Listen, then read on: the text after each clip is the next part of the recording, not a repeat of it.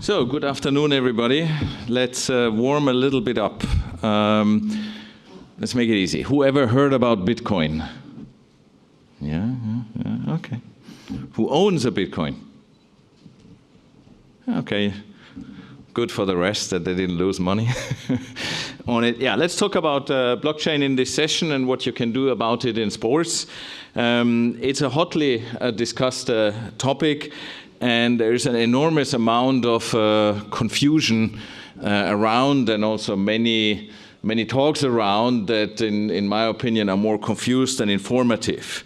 I mean, blockchain is a very complex innovation. The reason why it's complex, it's a technology innovation, it's a business innovation, and it's a legal innovation. That makes it hard to understand. Second, we all remember now, mostly 2017, with an enormous hype, and everybody thought by getting very quickly rich. I mean, a few people have been, and many people have lost money in this hype, and that also has attracted all type of behavior. But in reality, we are mid-2019 now, things have matured significantly. And now, nobody doubts anymore the value of the technology itself, and we have small and big and large corporations now going after it, and governance have turned positive. And just recently, the Bank of Singapore made a blockchain-based transaction with the Bank of Canada. And that is quite a noteworthy development because it shows the seriousness currently of it going on. So what can I do for sports? Very easily, somebody needs to.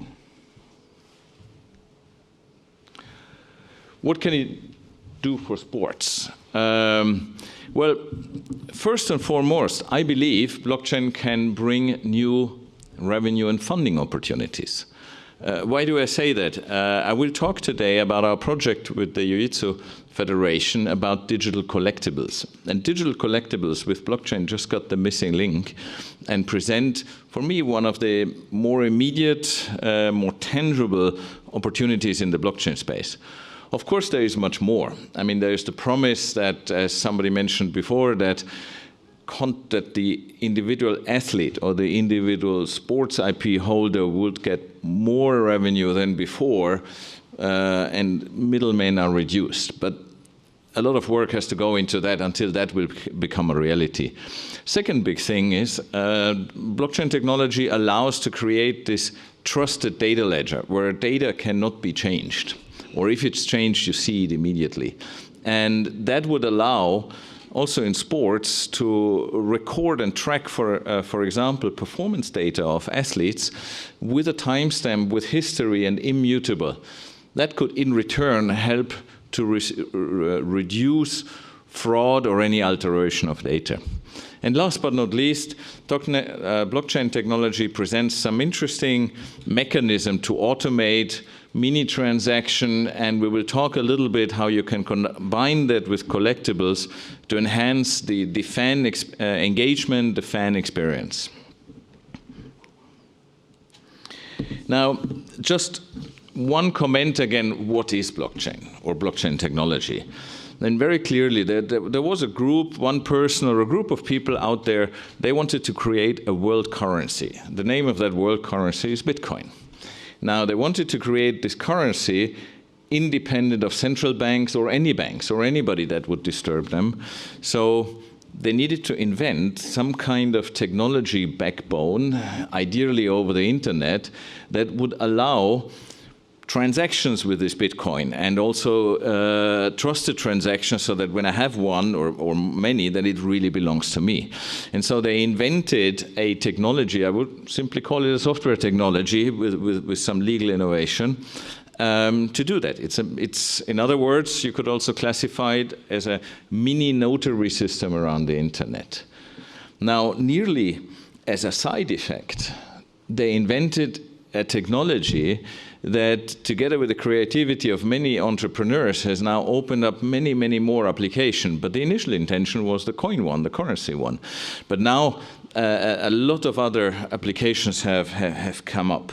Now it's not enough time today to discuss all of the possibilities.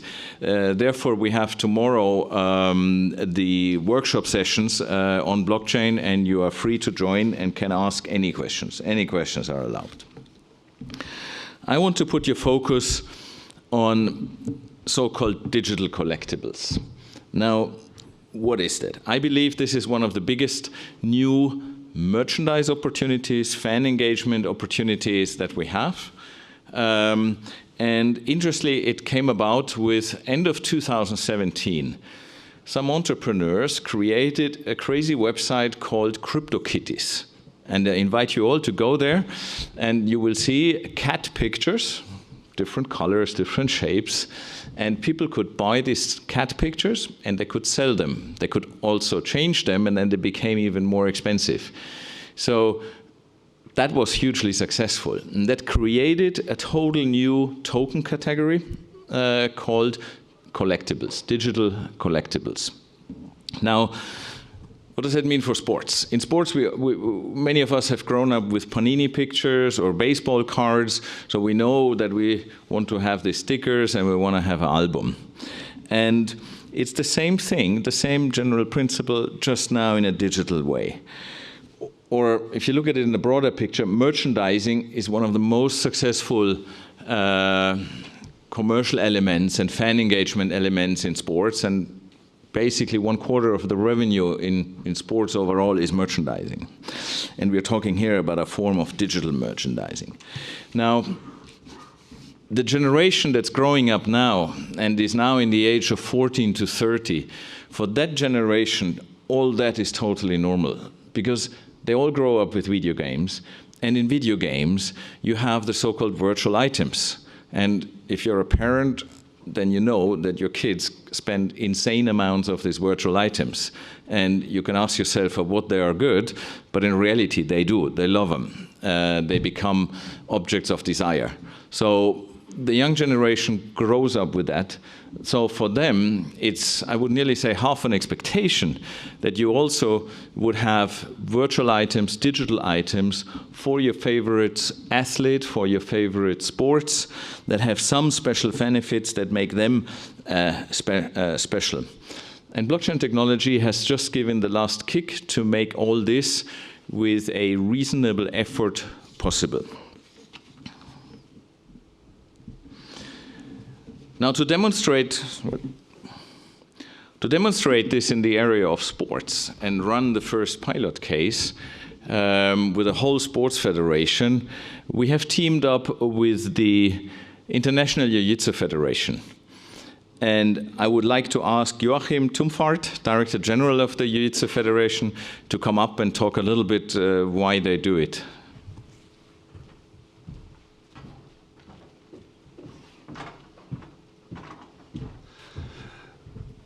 Okay, hello and welcome to this afternoon session here. We got in touch with the first ideas of the blockchain technology actually in the Lausanne IF forum. We saw the presentations and start thinking about this connection to the community.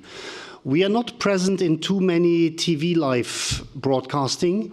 We are only in specific areas where we have a high TV presence, but we have a constantly growing community and practitioners which are looking for the connections to their heroes, to their stars, to the techniques the stars are doing, and want to get this connection. So we expect that with this kind of technology, with this kind of collectibles, we can really get the community motivated, and a big part of the community is even independent, as in many martial arts we have different organizations running, and we hope to get the people better motivated to be organized in one federation.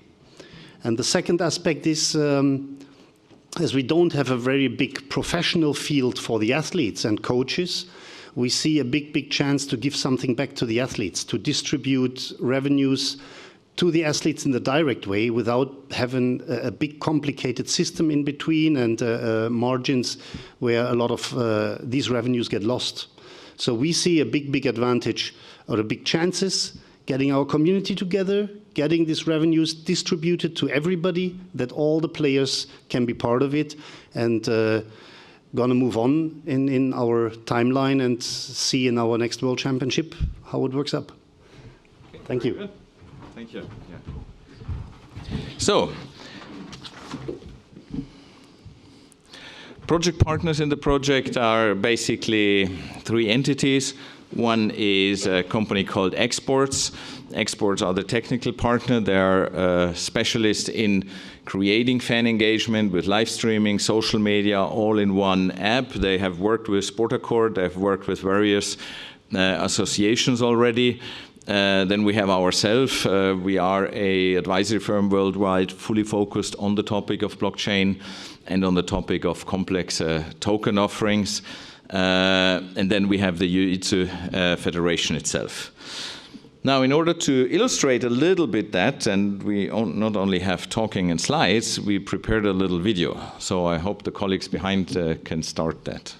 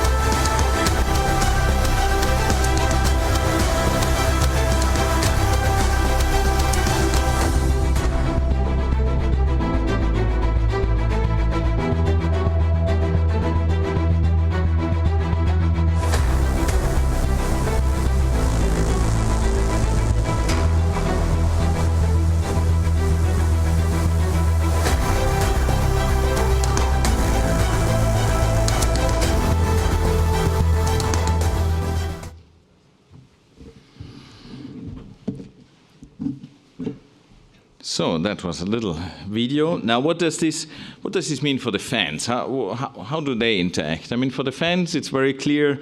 He or her takes their smartphone.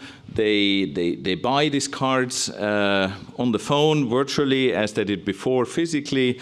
They bring that in their digital album, and then each of these cards might have unique benefits. You know, a training lesson and access to VIP events, etc. And you know, if you're a fan of a sport, you truly value these things. Yeah. And in Jiu-Jitsu, as an example, as Joachim pointed out before, is a very technical sport. So people love to imagine from your favorite player, you get technical advice of some special movements and grips, etc. And if you show that you are a real fan and you have a lot of these tokens, and so Jiu-Jitsu is very fitting to such an idea.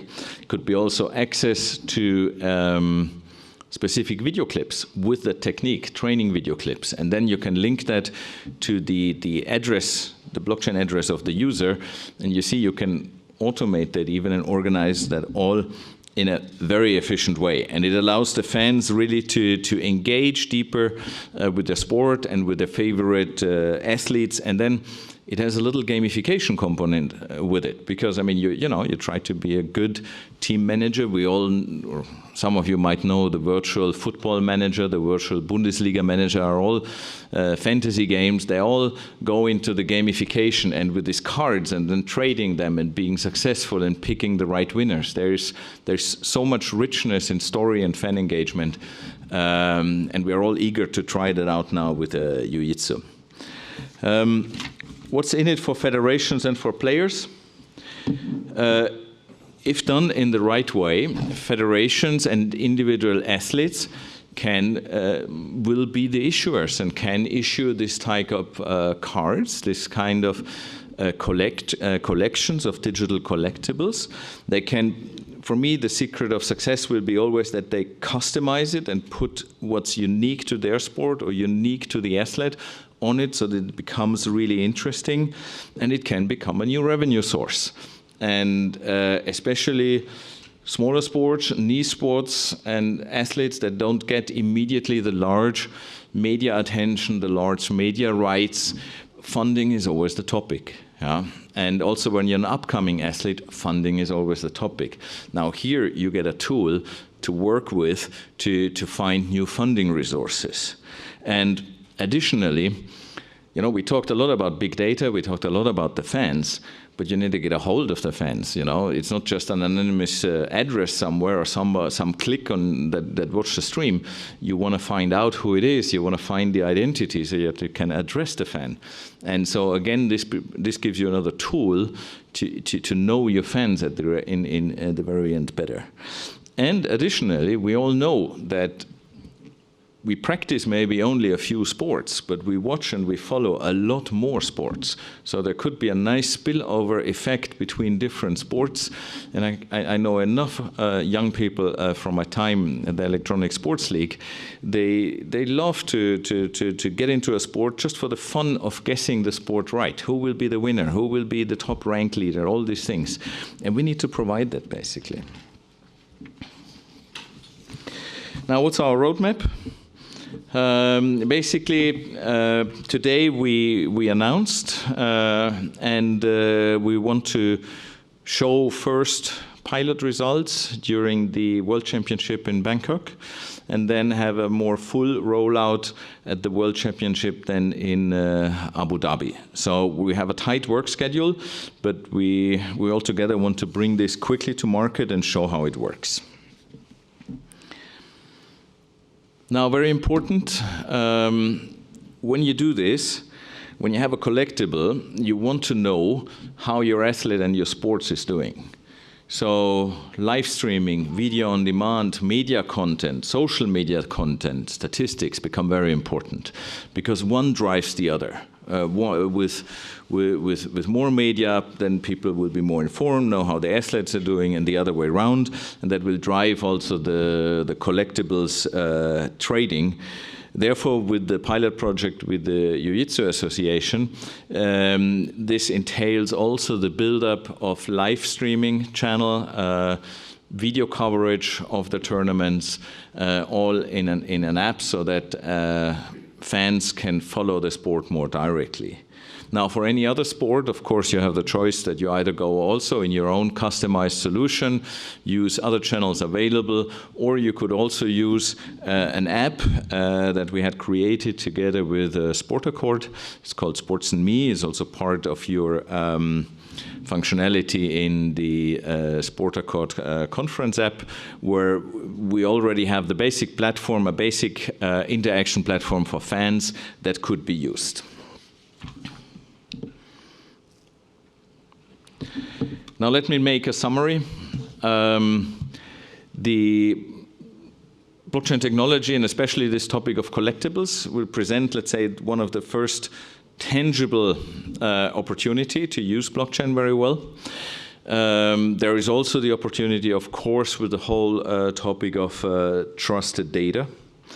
I am actually a strong believer that it will help also smaller sports. It will help younger athletes to manage their crowdfunding better and attract more funds. And these funds, of course, come from the fans supporting their own sport. It's a very clear logic. If you want to discuss more, we have tomorrow the workshops in the morning from 10 to 12:15. They're called the Summit Hubs. There's a section also on blockchain, and you're really free to ask any questions. You can also ask me about the price of the Bitcoin. I don't know where it will go, but we can discuss it. Thanks a lot.